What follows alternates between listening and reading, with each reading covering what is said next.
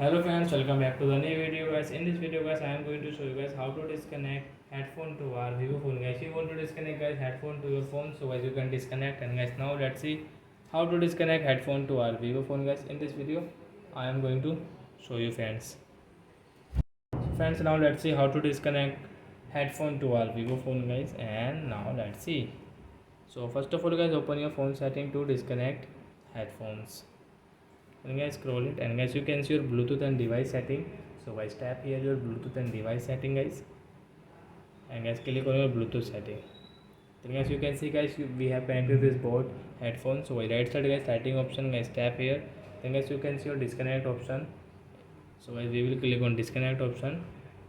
So guys this headphone will disconnect to your Vivo phone. So I hope friends you have understood how to disconnect headphone in our Vivo phone.